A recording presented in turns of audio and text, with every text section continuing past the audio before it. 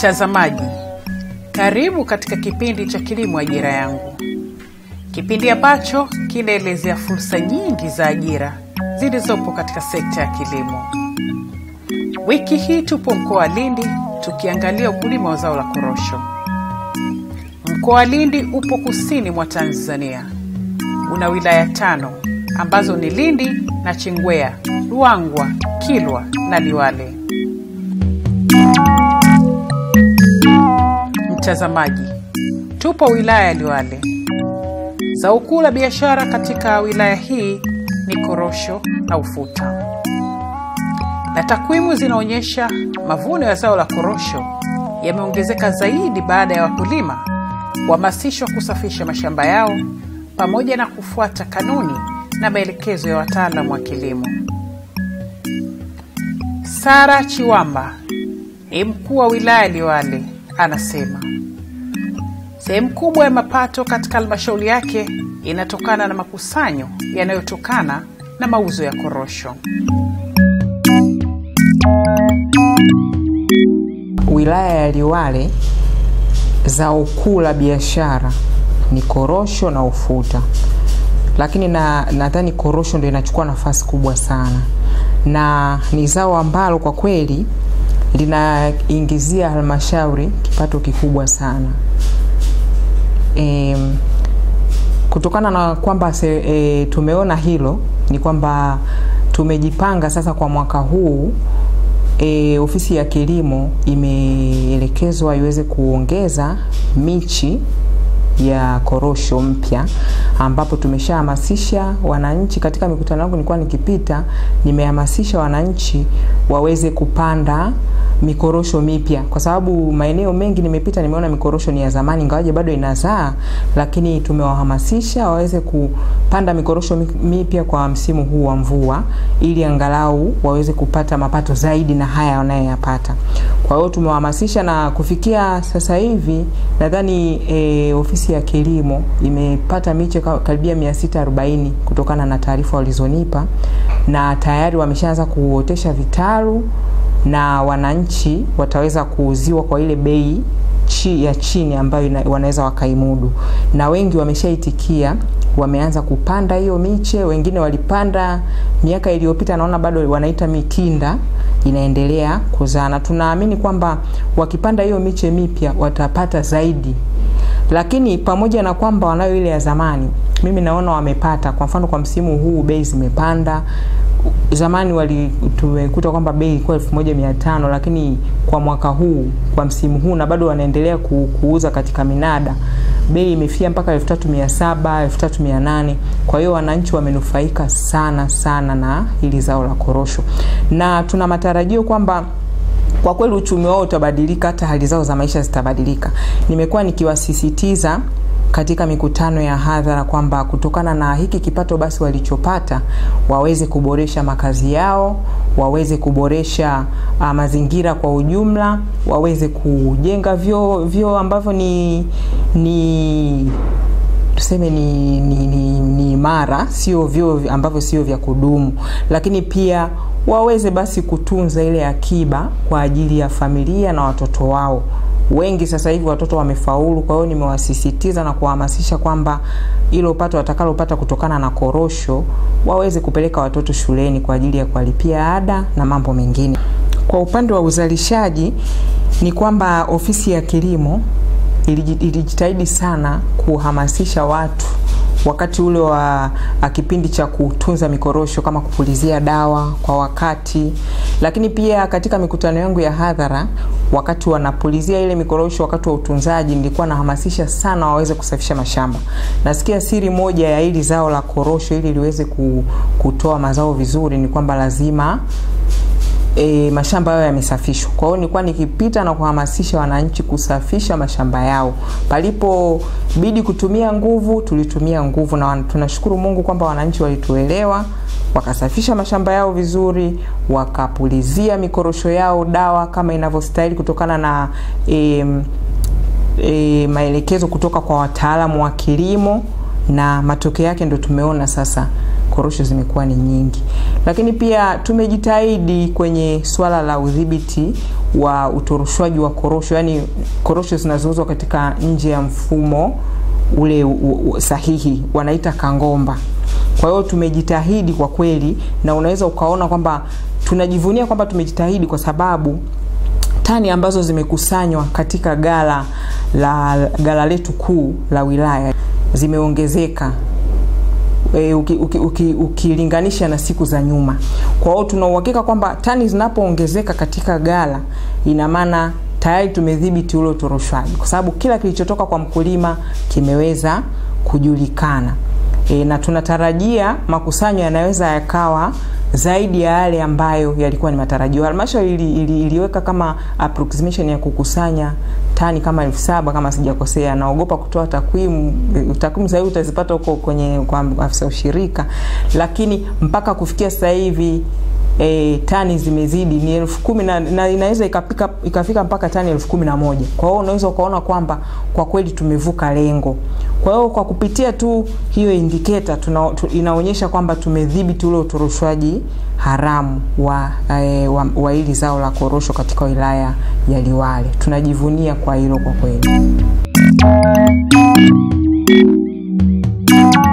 Evaristi Biseko Malima ni mkulima wa korosho katika kitongoji cha Mbuli, kata ya Likongowele. Kitaaluma ni bwana afya katika wilaya ya Liwale, na alianza kulima korosho zaidi ya miaka 19 iliyopita.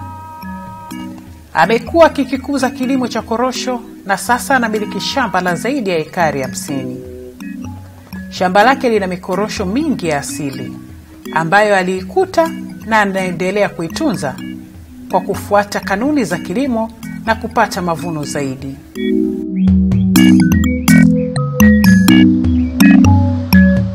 Shamba langu nina mikorosho ya asili. Kwa hiyo na mimi nimeirithi kama ilivyo na naendelea kuiendeleza kama ilivyo. Sasa kujua hii ni aina gani ya mkorosho. Sana hata wenzetu wataalamu wa kilimo sijui naona ni kosa la kwao kutulimisha sisi wakulima, kwa sababu wanasema tu mbegu za kisasa na mbegu za zamani. Mikorosho ya kisasa na mikorosho ya zamani. Ya kisasa hii inaitwaje? Ni changamoto kwa kweli. Kwa wakulima wengi hawajui. Ukimuuliza mkulima yoyote anasema hizi mbegu za kisasa zinaitwaje? Hajui. Anaambiwa tu mbegu ya kisasa, hii mbegu ya zamani. Kwa hiyo aina ya mbegu au aina ya mikorosho kwa kweli siwezi kujua huu mkorosho aina gani unaitwaje pale. Sana nitakwambia huu wa kisasa, huu wa zamani kwa kuangalia morphology yake. Maana za kisasa ziendi juu sana, zinatambaa chini.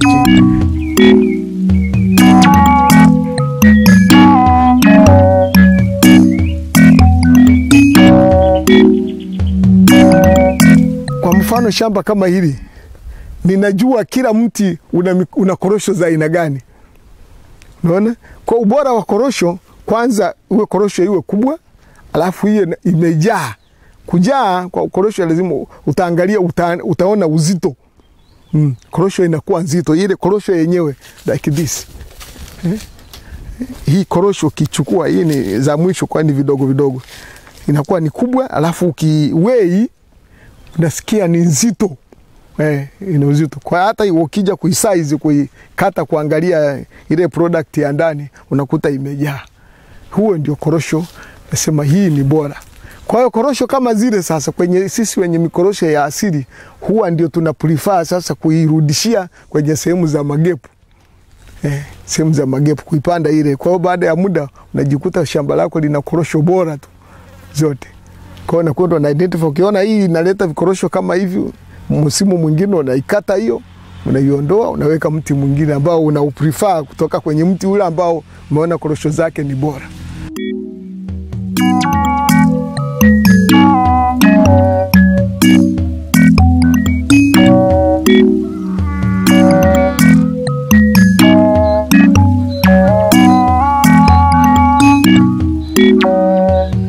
Ili korosho iwe nzuri lazima iwe kubwa. Lakini isishie ukubwa tu.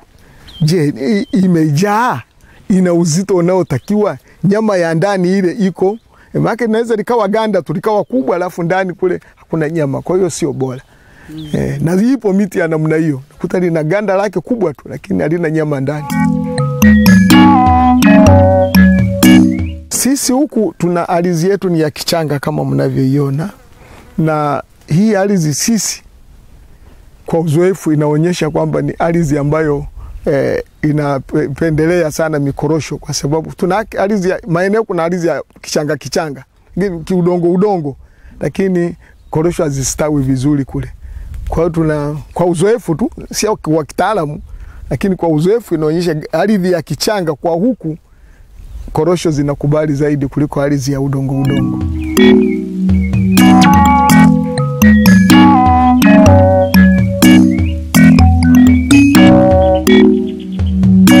Kwa uzoefu wa huku, kwa mazingira ya huku, naweza tukayalingania hata huku kwenyewe.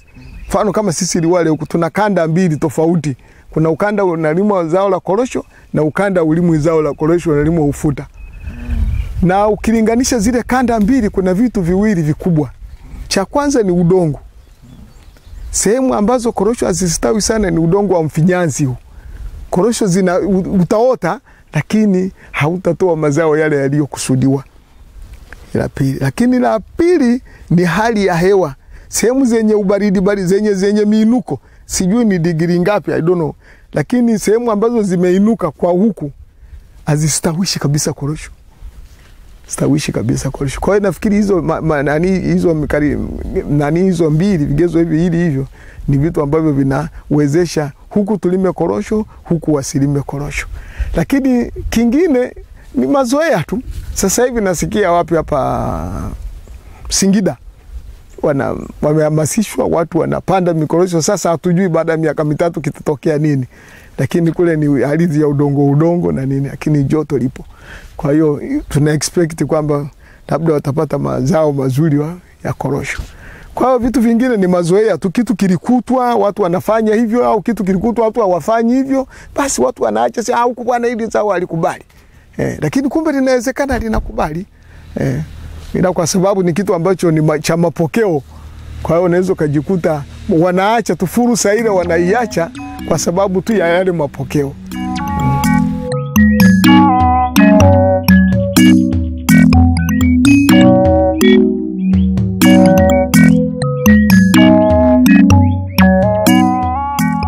Mtazamaji, tunaendelea na kipindi chetu tukiwa bado tuko mkoa wa Lindi, wilayani Liwale.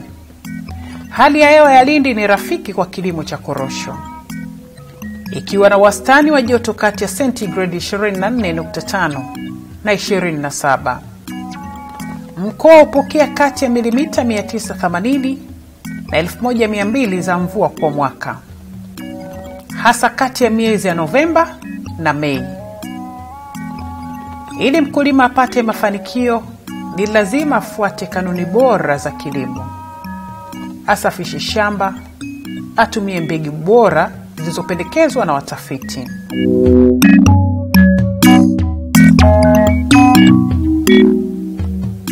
Wataalamu wanashauri shamba la mikorosho litumike pia kupanda mazao mengine kama vile mahindi, kunde, mananasi au mihogo.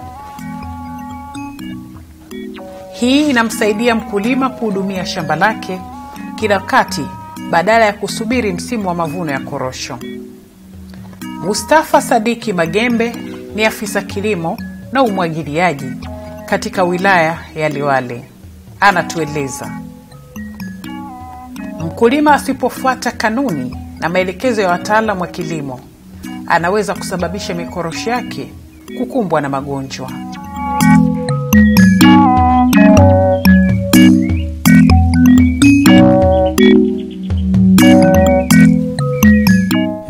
Kimsingi zao la korosho linashambuliwa na magonjwa mbalimbali. Mojawapo ikiwa ni blight ya mikorosho. Ugonjwa unasababisha tegu kuoza na zinaanguka chini. Na kama mkulima hakuwa makini na kuchukua tahadhari mapema, maana yake ni kwamba anaweza kupata hasara zaidi ya 50% ya mavuno. Lakini pia kuna ugonjwa wa ubiriunga.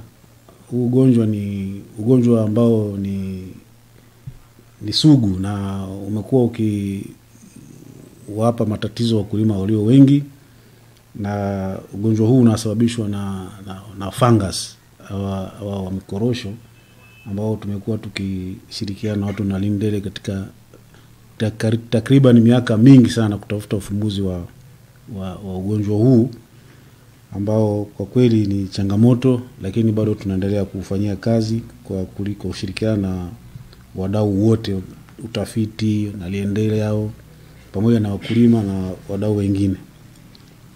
Lakini pia kuna ugonjwa wanaita kwa kitaalamu dieback. Dieback ni ugonjwa ambao unaanza kunyauka mkorosho kutoka juu unakuja chini, na huu unasababishwa na mbu wa mikorosho. Na vile vile kimsingi ni kwamba ugonjwa huu dawa yake ni kutoa mkorosho na kutokomeza kwa moto au vinginevyo ni ugonjwa ambao ni hatari sana. Kwa hiyo haya ni magonjwa makubwa ambayo kimsingi ndio yanao wakwaza wakulima ambao wanajihusisha na tasnia hii ya korosho, na tumekuwa tukijaribu kuwashauri mbinu mbalimbali za kukabiliana na magonjwa haya, na kumekuwa na program maalum kupitia mfuko wa wakfu wa kuendeleza zao la korosho kuhakikisha kwamba pembejeo zinawafikia wakulima ili waweze kukabiliana na matatizo kama haya. Kwa hiyo ziko pembejeo ambazo zinaletwa kwa njia ya mfumo wa ruzuku ya korosho na nyingi zikiwemo kwa ajili ya kukabiliana na haya magonjwa. Kwa hiyo changamoto kubwa ambayo tunaipata sasa hapa ni namna ya matumizi ya hizi dawa kwenye kukabiliana na magonjwa. Wakulima wengi wanatumia dawa tu bila kuangalia dawa inatibu kitu gani, dawa inatumika kwa viwango gani, dawa inatumika wakati gani. Kwa hiyo hayo ndio mambo yetu ya kimsingi ambayo tunaendelea kuwahimiza wakulima ili waendelee kujua kwamba haya matumizi ya hizi dawa yanafanyikaje na kwa dawa gani na kwa wakati gani.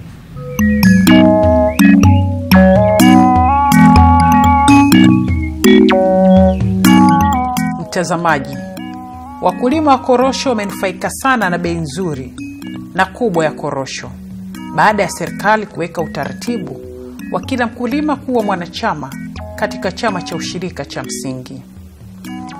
Hassan Yasin Mpako ni mwenyekiti wa chama cha ushirika cha msingi Liwale.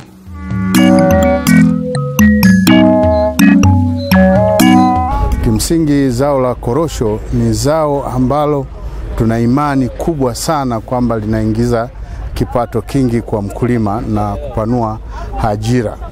Kwa mfano sasa hivi zao la korosho limefika kati ya bei ya shilingi 3,800 mpaka 2,800. Kwa hiyo katika kilo moja ya korosho, kilo 200 tu unapata bei kubwa kiasi hicho. Utaona jinsi gani zao hili linaweza kama litaendelea linaweza likaondoa umaskini kwa wakulima wetu. Jambo ambalo pia tumefanikiwa baada ya kuwa na mfumo wa stakabadhi ghalani hili ghala lilikuwa halina mizani. Kwa hiyo tumenunua mizani kubwa Weighbridge ambayo sasa hivi tunapima mizigo yetu kwa urahisi zaidi. Lakini mipango yetu ya baadaye tunahamasisha wakulima sasa hivi kama mlivyojionea kwenye maeneo kwamba wapande mbegu za kisasa, na kwa sababu wilaya yetu ya Liwale kuna karibu hekta 3,000 mzima ambazo ni maeneo ambayo ya wazi hayajaendelezwa. Kwa sasa tunafanya kazi ya kuhamasisha vijana wenye zaidi ya umri wa miaka 25 kuwa na mashamba mapya. Tuna imani baada ya miaka 5 tunakadiria kuongeza kilimo hiki kwa kiasi kikubwa sana. Na chama chetu tumejiwekea mkakati wa kila mwanachama awe na shamba lisilopungua eka 5 ambalo amepanda mikorosho ya kisasa. Tunaamini kwamba nayo itakuwa ni changamoto kwa wakulima wetu na wanachama kuhakikisha zao hili linaendelea kupanuka. Hiki chama kimeandikishwa mwaka 1988. Ni chama kikubwa na ni kikongwe cha muda mrefu, na kina wanachama 750.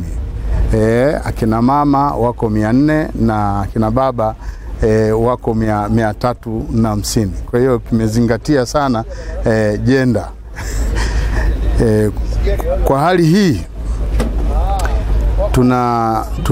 tunaomba sana juhudi hizi za kuhamasisha kilimo hiki kiweze kuendelea, kwa sababu ni namna gani wenyewe mnaona namna kinavyoongeza ajira. Kwa mfano gala hili tu kuna ajira karibu ya vijana wanaofanya kazi wapatao 40. Lakini pia kuna kina mama lishe nao wamepata ajira katika kutoa huduma katika maeneo haya. Lakini magari yanayokuja nayo kusomba korosho kuleta hapa, nadhani karibu vijana 50 wameweza kupata ajira. Kwa hiyo tukisema kwamba kilimo ni ajira yangu, nadhani tuko sahihi zaidi.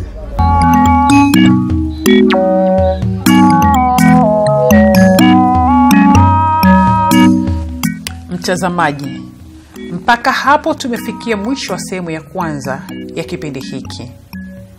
Usikose kujiunga nasi wiki ijayo, muda na wakati kama huu. Asanteni.